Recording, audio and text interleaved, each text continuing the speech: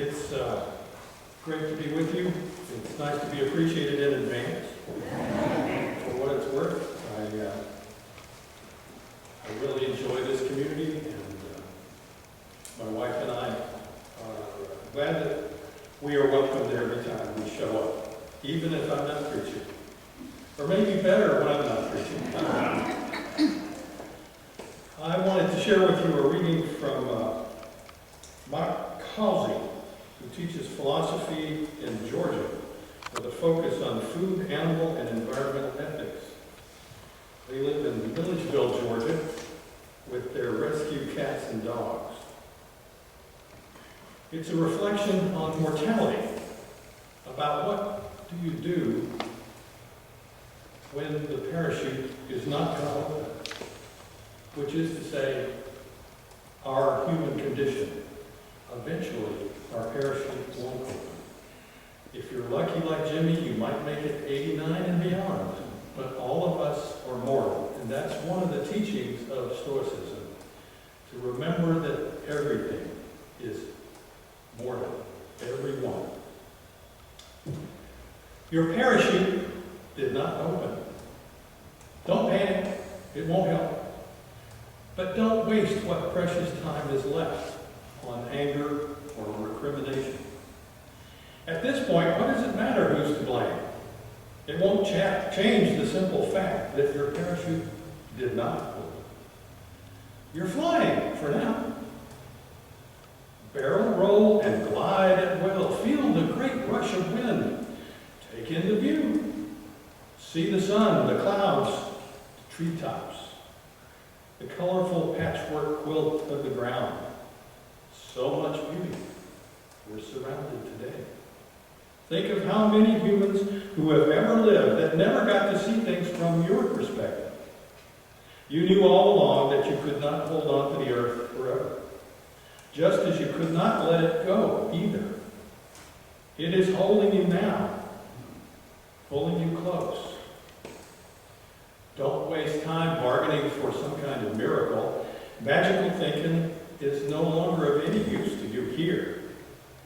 Instead, as you are descending, lift up a prayer of gratitude for all that has been your life.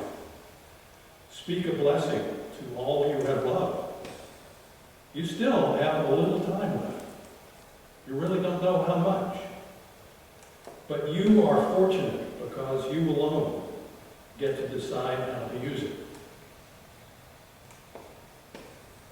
Let's pause and reflect for a few moments about the essential wonderfulness of each moment. The gift that is consciousness and the gifts of being linked to other humans and to all of creation. This one precious life. Let us pause for a few moments.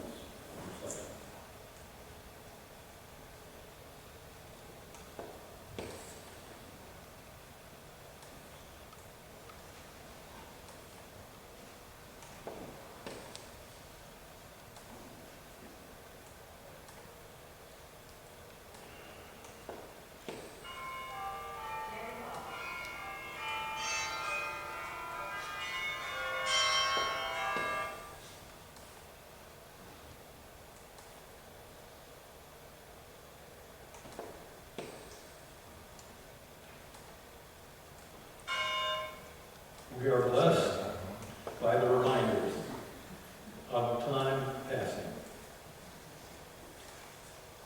May we find in ourselves the courage to live fully.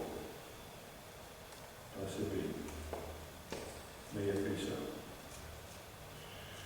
Today I came to the topic of Stoicism because our son told us that that was how he has synthesized all of his experience in life. He's turning 46 in a couple of weeks. He and his sister, our daughter, were raised once they became 6, 7, 8 years old among Unitarian Universalists. We felt that they needed an ethical background, an exposure to religious thought from many cultures, and Unitarian Universalism had appealed to me as a young person. When I was 12 or 13, I started thinking of all the mythologies I had read about from Rome and Greece and Persia and China and Japan, and felt this interesting cognitive dissonance about what I was learning as growing up in the youth programs of the Baptist and Methodist churches, where you had to essentially observe the Ten Commandments, which we understand now that Governor Abbott and the legislature want to put in every schoolroom, so that everybody will have a chance to know about Christianity and Judaism by implication. But those teachings that I had heard from religious school, from going to the Royal Ambassadors and the Methodist Youth Program, and all those other things that were around me completely in my Georgia upbringing, that Christianity was assumed to be the only important religious understanding that you needed to have. But I was reading mythology and saying, there's a cognitive dissonance here.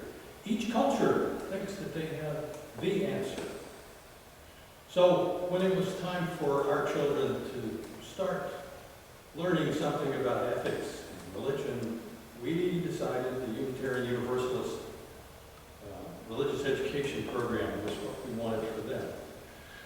So we taught them, and the community helped to teach them about world religions and Christianity, the words of Jesus, the words of the Bible, that they were all on an even plane as far as their Sunday experience. So now, as an adult, our son is teaching us that he has found the teachings of Stoicism and Marcus Aurelius and those philosophers as something he can hold on to. Let me explore with you, for those who are not familiar, a little bit about Stoicism that I ran across about the time that Janice invited me to be here today. She said, "What would you like to speak on?" And I said, "Well, I ran across this article, and it was in the Houston Chronicle magazine about 2 months ago on Stoicism. And I'll share with you excerpts of that little article by Kyrie O'Connor. The terms ancient school of philosophy and sweeping the culture rarely appear in the same sentence, but in recent years, Stoicism, or what some call New Stoicism, has become an exception. You can, as I do, subscribe to the daily Stoic email, watch YouTube videos if you like, or fill a bookshelf with the books of Stoicism. They date back to the Greek thinker Zeno of Citium in Cyprus in the 3rd century before the Common Era. But despite our modern use of the lowercase Stoic to mean the stony-faced philosophy of Mr. Spock on Star Trek, the philosophy, as it's been expanded, is much livelier. A professor of philosophy at Georgetown says present-day Stoics range from people who were raised in organized religion but now seek a form of solace that's less structured, to tech pros who are interested in life hacks, and I would add, and Unitarian Universalists. What matters in Stoicism is your virtue, the quality of your soul, said a professor of philosophy at Rice. What doesn't matter is any of the external circumstances. As Janice shared with us a few minutes ago, you can't let circumstances dictate your response. The original Stoics imagined the cosmos to be a living thing with a soul, and our souls as part of that greater soul, similar to Hinduism, where at the ground of everything is Atman. When we exercise our rationality, our capacity for reason, we are tapping into that vast cosmic rationality. Stoicism is also appealing because of the wide social range of its principal writers. From Marcus Aurelius, who was emperor for 19 years, in his day the most powerful figure in the Western world, to the slave Epictetus. Marcus Aurelius was a major creative intellectual writing intense while fighting the Germanic invaders. Epictetus was a slave to people who were like the wealthy River Oaks types, and Epictetus was assigned to teach their kids. And another philosopher, Seneca, was at one time a tutor to the future Emperor Nero, who was eventually exiled by Nero because Nero didn't like what he was telling. The Stoics advocated a kind of moralistic meditation, daily journaling, inwardly rehearsing future bad life events, so that when the future comes, it will sting less. Ample mental preparation and striving to gain expertise, rather than trying just to hit a target. Ryan Holiday, who was referred to in one of the previous that Janice did, is a prolific author about Stoicism. He happens to live in that exotic locale of Bastrop, Texas, just before you get to Austin. He is often cited now as a key popularizer of modern Stoicism. He sends out emails. He publishes books. He's just published one this week called The Daily Dad, for lessons to men who want to be better fathers. And he rejects the New Stoicism label because he says it's been the same Stoicism for almost 2,500 years. Holiday says, modern life is no more complicated or precarious than life in the ancient world. They had plagues, like we do. They had tyrants, like we have, and distractions, maybe not MTV. But this is why Stoicism has always been a tool for conscious people who are trying to find a way to stay balanced and sane and strong in the world where so much is outside our control. Well, one of my colleagues drew the analogy and pointed out the essential survival instruction on airplanes. It's almost a cruel, inhuman calculation as the flight crew walks us all through.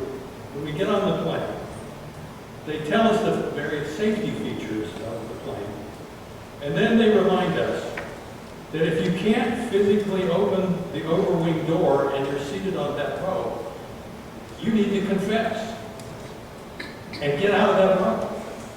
Because there's no room in an emergency for your best effort. You either can do it or you can't do it, and get out of the way. But they also make the case, as we all know, that if there is a sudden depressurization of the cabin, you must put on your mask first before you try to assist others. They are reminding us of the Stoic lesson that we are absolutely no use to anyone who depends on us when we're dead or incapable to do anything.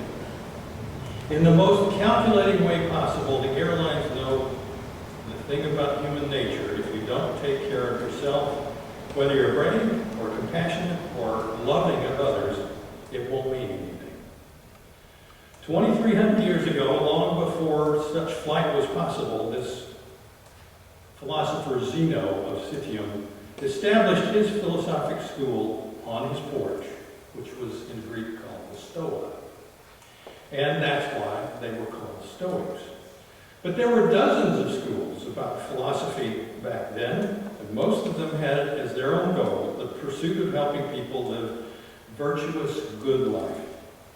But to the vast majority of people here now in the 21st century, the word Stoicism conjures up images of emotionless, hard men, Spartans we might call them, who grit their teeth against the injustices and violence of the world.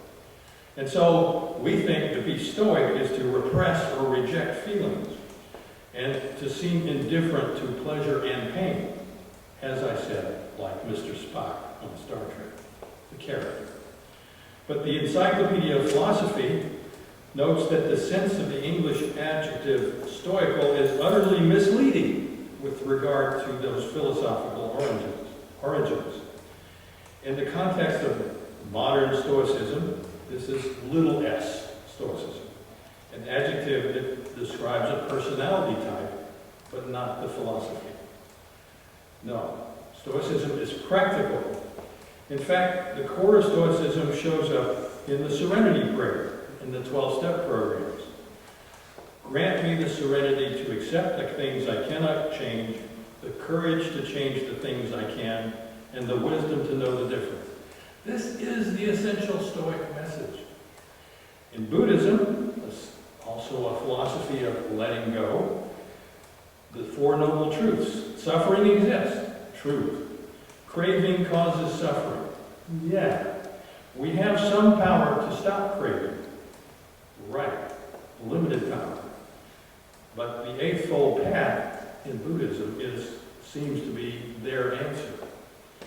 The Ten Commandments are just commandments in the Old Testament, the Jewish law. And that's very much about don't do this, don't do that, and worship God. Well, if you find that God is really not present all the time for you, then it's not really helpful sometimes just to follow along. Jesus preached that you should be humble before your God and walk humbly in your life, but most of all, to love your neighbor as yourself. Those are helpful, but the Stoic seeks to break the hold that craving has on us to free us from suffering of the world by taking those teachings of the ancient masters, including Epictetus, the freed slave, Seneca, the Roman statesman and playwright, and Marcus Aurelius, to cast their lessons in how to encounter cravings and fear and worry about things that we don't have control over. Epictetus said it very succinctly. There is only one way to happiness, and that is to stop worrying about things which are beyond the power of our own wills. He presented a dichotomy of control, things over which we have complete control and things over which we have no control. Like, we have no control about the sun rising or how humid it's going to be in Houston today. We have only complete control over our reactions to what happens. Whether we put on light clothes, wear shorts, those things we can control. And we can control the goals we have for ourselves on a daily basis. But if we're a competitive tennis player, although we might control the quality of our training and the intensity of our drive to succeed, we cannot guarantee victory every time we play tennis. But should a Stoic not compete because they might lose, they can't win every game? No, but being a good Stoic tennis player should involve defining goals in your terms, not by whether you win, but how well you play, regardless of any given match's outcome. The same is true of being a parent or a spouse. If you define being a good parent by how much your children love you or whether they succeed, at some point, achieving your goal is really out of your control entirely. How to be a Stoic partner? Be the most loving, supportive spouse you can. And much like the rest of Stoicism, do what is in your control to do and let go of the things that are not in your control. Why would we need something like Stoicism in modern life? Because our mental health and our usefulness to others is literally at stake in every moment. As Janice shared with us, the world is mostly indifferent about us. When we talk about kindness or hatred, we're talking about our fellow humans, the ones that really know us, the ones that we know are in our communities, and how we interact with them. In the absence of a personal God connection, can you have radical grace? Well, maybe. Unitarian Universalism have become non-dogmatic. Some of us do believe in a God. Some of us believe that the question about God is really irrelevant to our everyday existence. And some of us have found comfort in the idea that if there is a God, it's a good God. Rabbi Harold Kushner, who died this week at 88, essentially gave his conviction that God is not engaged with us as humans, but God is supportive of us as a loving parent might be, who is living in a different environment entirely, who cannot actually interact with us, but cares about us and accepts us for who we are.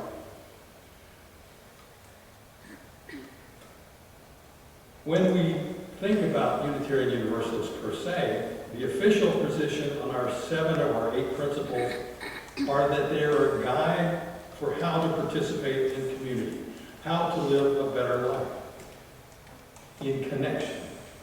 I believe that acceptance of our principles and actively participating in any kind of community with those values gives us a chance to practice radical righteousness, which could be our way of saying virtue. This is helpful because one of the issues of Stoicism, which still exists into the 21st century, is defining what is virtue. What is the most valuable thing we can pursue with the life that we have?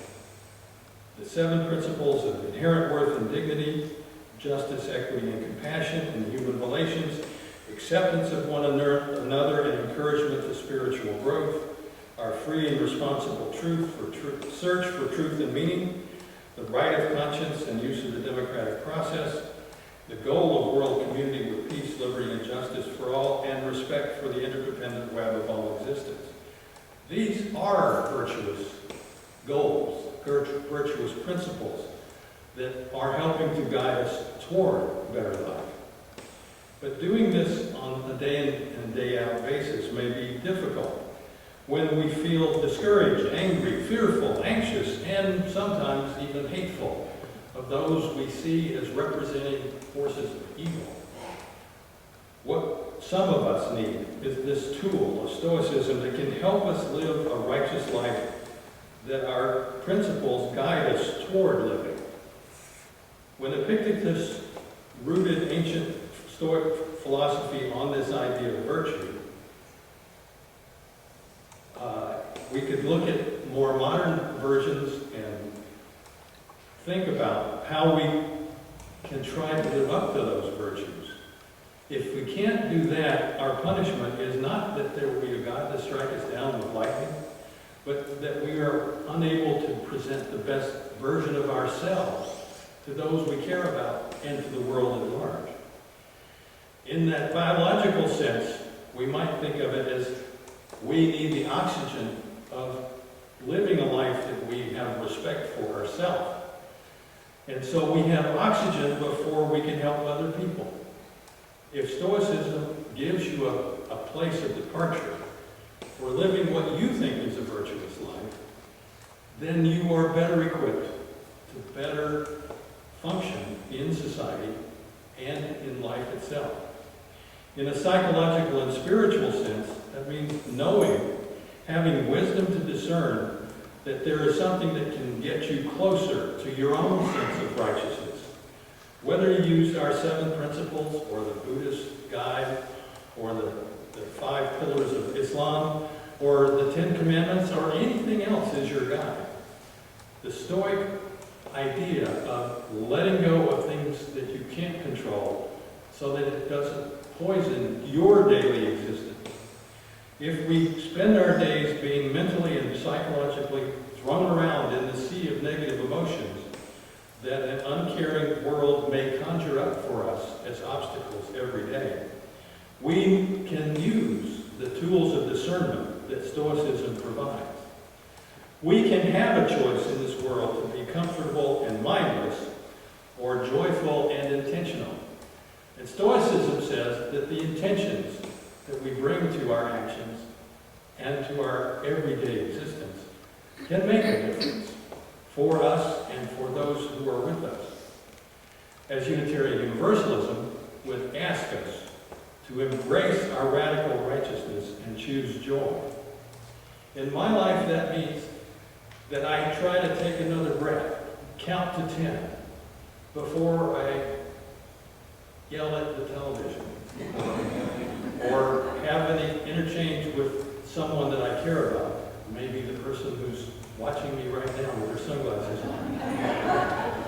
Say, it's not all about me, and it's not all about you. It's all about how we are interacting with each other, and whether we can give over the sense of being a victim and take responsibility for ourselves in whatever words or actions we are interacting with the world itself or the person we care about.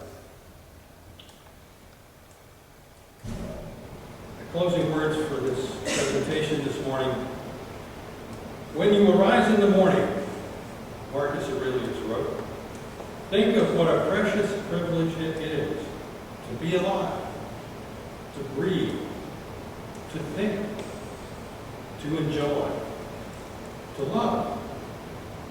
Everything we hear from others is really an opinion, not a fact.